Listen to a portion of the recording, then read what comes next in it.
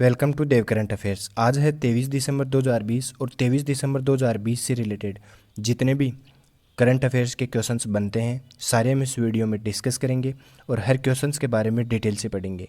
तो चलिए शुरू करते हैं। क्वेश्चन नंबर 1, हाल ही में कलारीपट्टू को खेलो इंडिया यूथ गेम्स 2021 में शामिल किया गया है।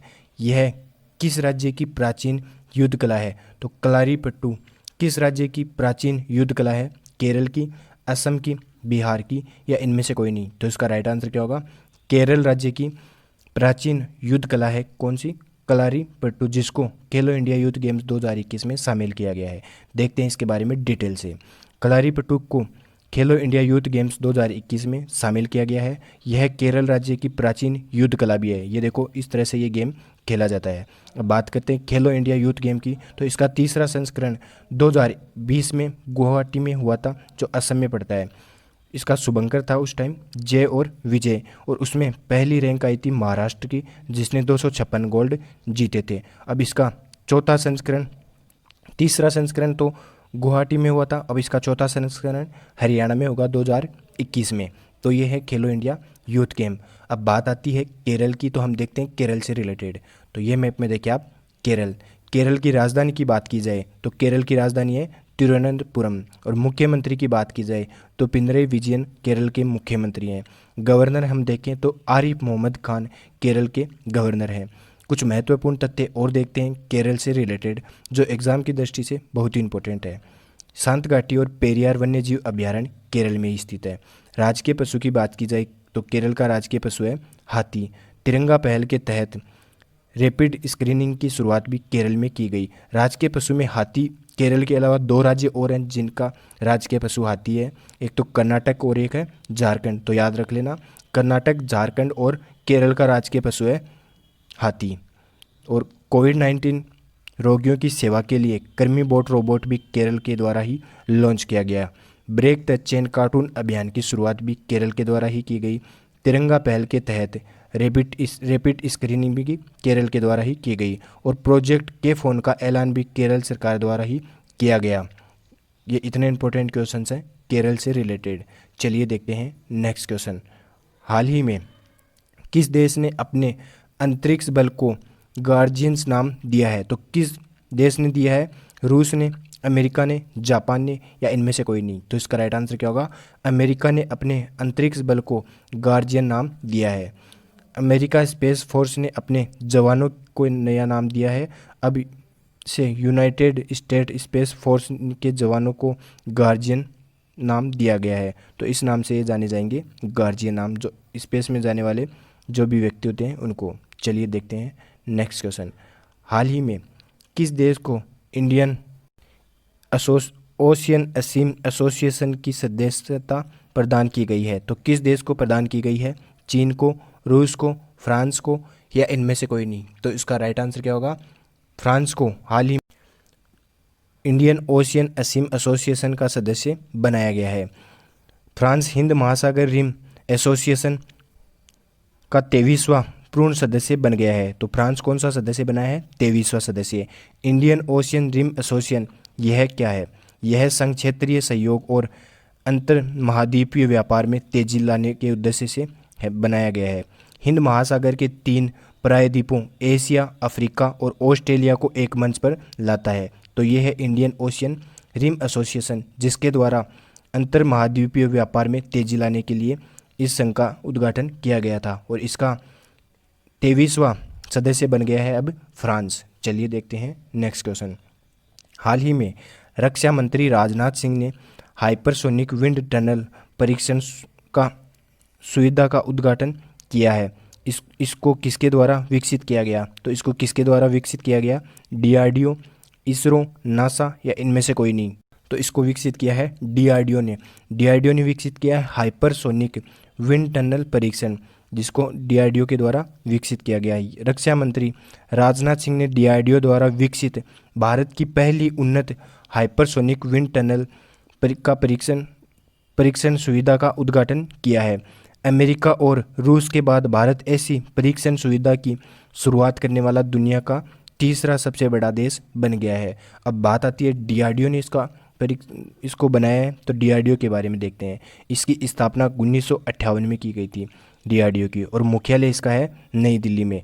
अध्यक्ष की बात की जाए तो जी सतीश रेड्डी डीआरडीओ के वर्तमान में अध्यक्ष हैं, और इसका मोटो अधिकतर एग्जाम में पूछा भी जाता है। तो इसका मोटो है वलस्य मूलम विज्ञानम। तो ये आप अच्छे से देख लेना कि वलस्य मूलम विज्ञानम इसका मोटो है। चलिए देखते हैं नेक्स्ट क्वेश्चन। हाल ही में किस राज्य सरकार ने विरासत अभियान शुरू किया है? तो किस राज्य सरकार ने विरासत अभियान को शुरू किया है? उत्तर प्रदेश, मध्य प्रदेश, हरियाणा या इनमें से कोई नहीं? तो इसका राइट आंसर क्या होगा? उत्तर प्रदेश राज्य सरकार ने विरासत अभियान की शुरुआत की है। अब देखते हैं इसके बारे में क्या है विरासत अभियान।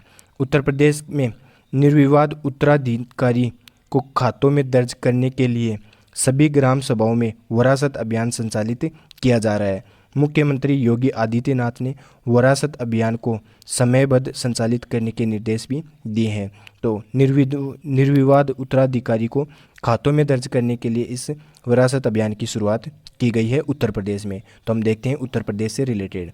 ये मैप में देखिए आप उत्तर प्रदेश, और उत्तर प्रदेश की राजधानी की बात की जाए तो लखनऊ है उत्तर प्रदेश की राजधानी। मुख्यमंत्री हैं योगी आदित्यनाथ। गवर्नर की हम बात करें तो आनंदीबेन पटेल उत्तर प्रदेश की गवर्नर हैं।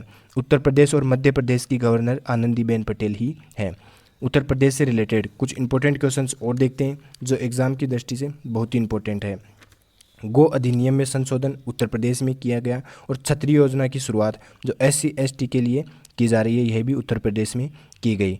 प्रसिद्ध नेशनल पार्क की हम बात करें तो दुधवा नेशनल पार्क जो एग्जाम में बहुत बार पूछा गया है, तो यह भी उत्तर प्रदेश में ही स्थित है। बाल श्रमिक विद्या योजना की शुरुआत भी उत्तर प्रदेश सरकार द्वारा की गई, और राष्ट्रीय दिव्यांग संस्कृतिकरण का उद्घाटन भी उत्तर प्रदेश में ही किया गया। शहीद अशफाक उल्लाह प्राणी उद्यान का निर्माण भी उत्तर प्रदेश में किया गया। महिला शिकायतकर्ताओं के लिए एक क्लास रूम की स्थापना भी उत्तर प्रदेश में की गई। प्रत्येक पुलिस स्टेशन में महिला हेल्प डेस्क भी स्थापित उत्तर प्रदेश सरकार द्वारा किया गया, और पुलिस क्षेत्रीय बोलियों में बात उत्तर प्रदेश की पुलिस ही करेगी। वर्चुअल अदालतों के जरिए सुनवाई करने वाला पहला राज्य भी उत्तर प्रदेश ही बना है। और इंपॉर्टेंट क्वेश्चंस देखें तो प्रवासी राहत मित्र ऐप भी उत्तर प्रदेश सरकार द्वारा लॉन्च की गई, और मान्यता प्राप्त पत्रकारों को 5 लाख रुपए का स्वास्थ्य बीमा भी कोरोना टाइम स्टार्ट हुआ था तब उत्तर प्रदेश सरकार द्वारा दिए जाने की घोषणा की गई थी।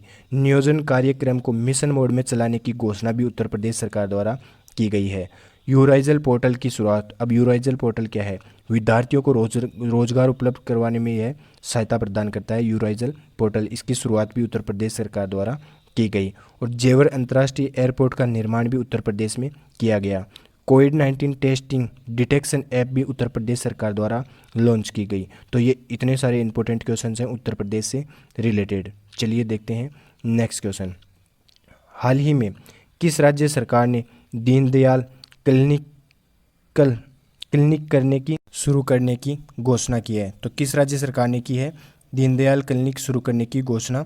राजस्थान, गुजरात, हरियाणा या इनमें से कोई नहीं? तो इसका राइट आंसर क्या होगा? गुजरात राज्य ने दीनदयाल क्लिनिक शुरू करने की घोषणा की है। गुजरात के उप मुख्यमंत्री नितिन पटेल ने कहा है कि राज्य सरकार की घनी आबादी वाले शहरों में और इलाकों में गरीबों को उनके आवास के पास स्वास्थ्य सेवा प्रदान करने के प्रयास के तहत 1 लाख से अधिक की आबादी वाले शहरों और कस्बों में समर्पित क्लिनिक स्थापित किया जाएगा। दीनदयाल क्लिनिक जो गरीबी के क्षेत्र में पल रहे इलाकों के लिए इसकी शुरुआत की जाएगी गुजरात में। अब बात आती है गुजरात की, तो ये देखिए मैप पे आप गुजरात के मुख्यमंत्री हैं विजय रूपाणी और गवर्नर हैं आचार्य देवव्रत। राजधानी की बात करें तो गांधीनगर गुजरात की राजधानी है। और महत्वपूर्ण तथ्य और देखते हैं, सुजलाम सुफलाम जल संचय अभियान की शुरुआत भी गुजरात में की गई। धनवंतरी रथ योजना की शुरुआत भी गुजरात में की गई। सी प्लेन शुरू करने वाला पहला राज्य भी गुजरात ही बना है। और डेजर्ट गन जो गुजरात की पुलिस के पास सबसे पहले आई। सोलर रूफटॉप वाला पहला राज्य भी गुजरात ही बना है। उम्बारे आंगनवाड़ी नामक अनूठी पहल की शुरुआत भी गुजरात में की गई। गिर नेशनल पार्क भी गुजरात में स्थित है। सरदार सरोवर बांध भी गुजरात में स्थित है। और नल सरोवर झील भी गुजरात में ही स्थित है। रेडियो प्रिजन का शुभारंभ भी गुजरात में किया गया। और दुनिया का सबसे लंबा मंदिर रोपवे भी गुजरात में ही बनाया गया है। दुनिया का सबसे बड़ा रिन्यूएबल एनर्जी पार्क का शिलान्यास भी नरेंद्र मोदी के द्वारा गुजरात में ही किया गया है। तो ये इतने इंपॉर्टेंट क्वेश्चन हैं गुजरात से रिलेटेड। चलिए देखते हैं नेक्स्ट क्वेश्चन। हाल ही में इंडिया इंटरनेशनल साइंस फेस्टिवल 2020 का उद्घाटन किसने किया है? तो किसने किया है? पीएम नरेंद्र मोदी, राजनाथ सिंह, अमित शाह या इनमें से कोई नहीं। तो इसका राइट आंसर क्या होगा? हमारे पीएम नरेंद्र मोदी के द्वारा इंडिया इंटरनेशनल साइंस फेस्टिवल का उद्घाटन किया गया है। प्रधानमंत्री नरेंद्र मोदी ने इंटरनेशनल साइंस फेस्टिवल का उद्घाटन 22 दिसंबर को कल 4:30 बजे उद्घाटन किया था। चलिए देखते हैं नेक्स्ट क्वेश्चन इसके बारे में। तो आत्मनिर्भर ये क्या है? इंडिया इंटरनेशनल साइंस फेस्टिवल, इसके बारे में देखते हैं डिटेल से। आत्मनिर्भर भारत और विश्व कल्याण के लिए विज्ञान विषय पर आधारित इस महोत्सव का उद्घाटन 22 दिसंबर को प्रसिद्ध गणितज्ञ श्रीनिवास रामानुजन की जयंती पर, और 22 दिसंबर को गणित दिवस भी मनाया जाता है। इनकी जयंती, रामानुजन की जयंती के ऊपर इस गणित दिवस को मनाया जाता है के अवसर पर समापन हुआ। यह समापन 25 दिसंबर को, 22 दिसंबर को यह शुरुआत हुई और 25 दिसंबर को भूतपूर्व प्रधानमंत्री अटल बिहारी वाजपेयी की जयंती पर इसका समापन होगा और उपराष्ट्रपति एम वेंकैया नायडू इसका समापन कार्यक्रम को संबोधित करेंगे। तो चलिए देखते हैं नेक्स्ट क्वेश्चन। हाल ही में 50 गोल दर्ज करने वाले पहले भारतीय फुटबॉलर कौन बने? तो 50 गोल दर्ज करने वाले पहले भारतीय फुटबॉलर कौन बने? राकेश कुमार, सुनील छेत्री, अजय वर्मा या इनमें से कोई नहीं। तो इसका राइट आंसर क्या होगा? सुनील छेत्री। ये हैं सुनील छेत्री। सुनील छेत्री ने टूर्नामेंट में 50 गोल करने का योगदान करने वाले पहले भारतीय बन गए हैं। 36 साल के छेत्री ने बंगलोर की तरफ से हेडर की मदद से मैच का पहला गोल किया और वह इंडियन सुपर लीग इतिहास में 50 गोल का योगदान करने वाले ओवरऑल दूसरे खिलाड़ी बन गए हैं और पहले भारतीय बन गए हैं। चलिए देखते हैं नेक्स्ट क्वेश्चन। हाल ही में कोविड-19 सभ्यता का संकट और समाधान नामक पुस्तक किसने लिखी है? तो कोविड-19 सभ्यता का संकट और समाधान नामक पुस्तक किसने लिखी है? कैलाश सत्यार्थी, अजय वर्मा, विजय कुमार या इनमें से कोई नहीं। तो इसका राइट आंसर क्या होगा? कैलाश सत्यार्थी। ये हैं कैलाश सत्यार्थी। यह नोबल शांति पुरस्कार से भी सम्मानित हुए हैं।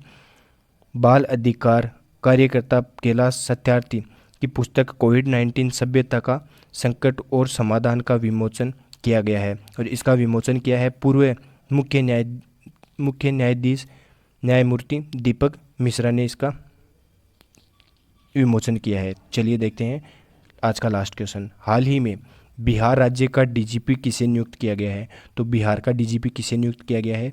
एस.के. सिंघल, मुकेश चौधरी, राकेश वर्मा या इनमें से कोई नहीं। तो इसका राइट आंसर क्या होगा?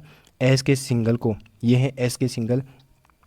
आईपीएस अधिकारी संजीव कुमार सिंघल को बिहार का नया डीजीपी नियुक्त कर दिया गया है।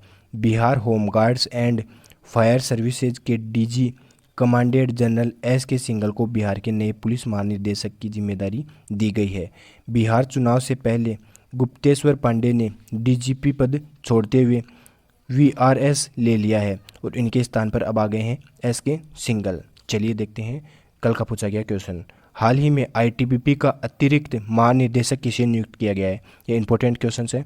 तो मनोज सिंह रावत को आईटीबीपी का अतिरिक्त महानिदेशक नियुक्त किया गया है। देखते हैं आज का क्वेश्चन। हाल ही में किस राज्य ने फायर सेफ्टी कंप्लायंस नामक पोर्टल लॉन्च किया है? तो किस राज्य ने लॉन्च किया है? गुजरात, हरियाणा, उत्तर प्रदेश या इनमें से कोई नहीं। तो इसका राइट आंसर आप कमेंट बॉक्स में देना। अगर ये वीडियो आपको ज़रा सा भी हेल्पफुल लगे तो इसे लाइक करना, सब्सक्राइब करना। धन्यवाद।